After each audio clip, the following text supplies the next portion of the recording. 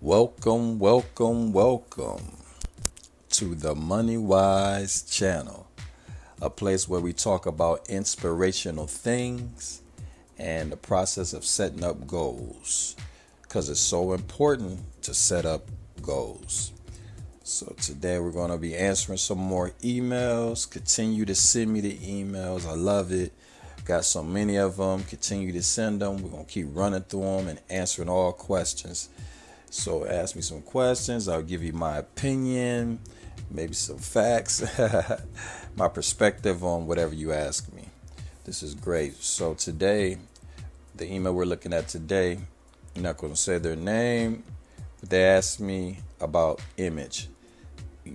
They watched a couple different videos and they wonder what's the process of setting up the right image, and they want to know if it's even important to set up an image, or does it even matter. So I'm going to give my perspective on it.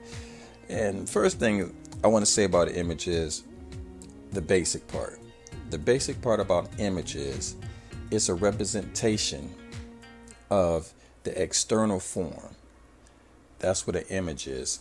It's the representation of the external form. Okay, and this external form could be of art, it could be of a person, it could be of a thing. So this representation of an external form could be of art, a person, or a thing. Many times it's soulless, saying this image doesn't have a soul, it doesn't have a spirit per se. It's just an image. Is just like I said, a representation of an external form. It's not complete. An image is usually not complete. Everything's not there. An image also can be a repetition. Once again, something that's not complete. An image can be a quick look, something where you look at something, you just quickly look at it, scan it. That could be an image. So just have some clarity. Image is a representation of an external form, and it could be of art, it could be of a person, it could be of a thing. A lot of times it's soulless, it's not complete, and it's something like a repetition. Basically a quick look or a scan over someone. So that's the basic. Now let's get more deeper into it. Since we're talking about an image and the external form, that means when you first meet someone, right, you don't really know what they stand for. All you know is what they have on. They can have on Nikes, Adidas, Gucci, Louis Vuitton, whatever it is that they have on. That's basically how you're going to judge them when you see them, from what they have on. But that doesn't mean that you actually know them. Some people wear jewelry with, let's say, a Jesus piece or on it, or a cross, or they can wear some type of thing that connects to Islam or whatever. But that doesn't mean that they're actually Islamic. That doesn't really mean that they're a Christian. People wear shirts of their favorite of a band or a rock star or a rapper, but that don't really mean they listen to their music. That's just what they have on. It comes across as an image. It's an external form representation. That don't necessarily mean that. They could just like the color of the shirt and be wearing it with their outfit because it matched their Nikes. They're more about matching their image or their external form than they're about matching their actual spirit. Those don't actually go together. You have people, when you go on certain places, you'll see them have certain books at their house, right? You go visit them, they'll have a book at their house that they never read. They'll get on live on Instagram or wherever, any social network, and they'll have a whole bunch of books behind them while they're talking to the people, and you think they read all those books.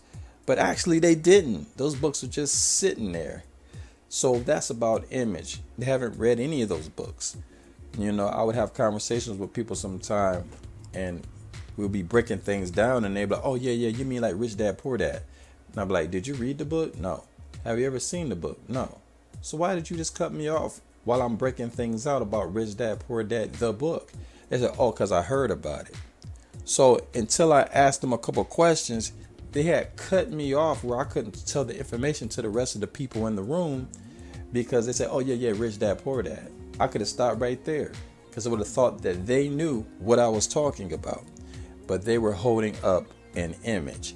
They had no understanding or thought of who wrote the book, what the book was, what it was about. They just went off what they heard it and cut me off. So what I'm saying is we're dealing with an image. This image is getting out of control because it doesn't even have a soul. There's no spirit behind it. It's not complete. So if you have an image of something and it's not, you know what your image is. You know when you get up and you get going and you walk into the world, what is your image?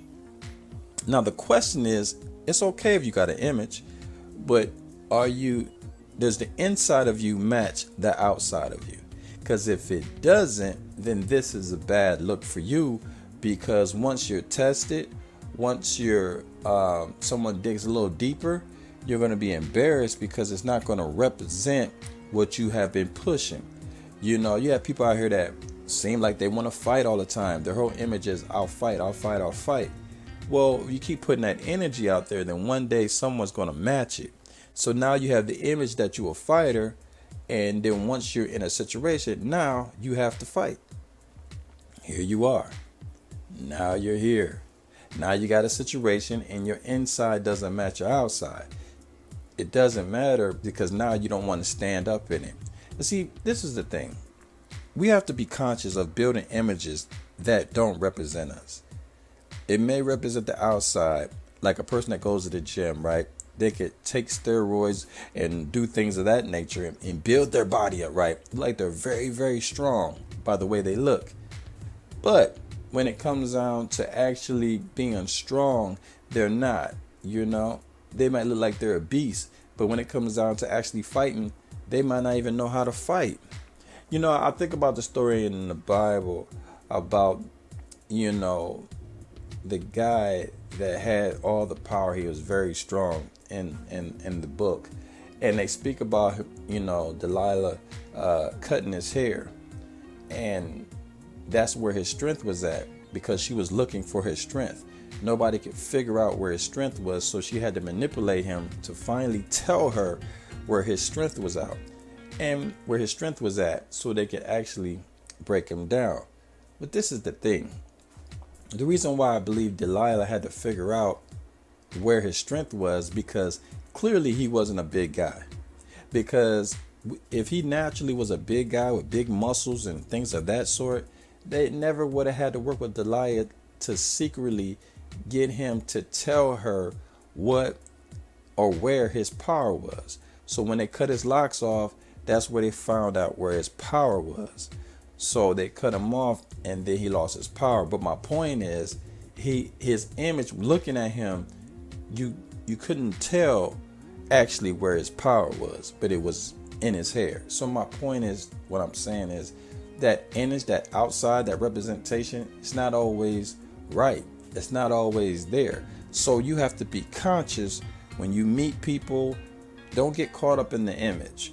Get to know the person if you choose to, who they are before you invest. I've invested in many people in life because of the image, and I lost money on them. So I'm telling you, always be conscious of people's image, because everybody's going to give you the best image they can give you, but that don't mean it's them. So be careful of that when you work through life, and you'll do well. And no matter what, always remember to smile. Always put a smile on your face.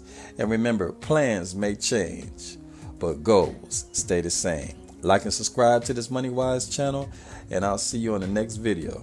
All right? Yep.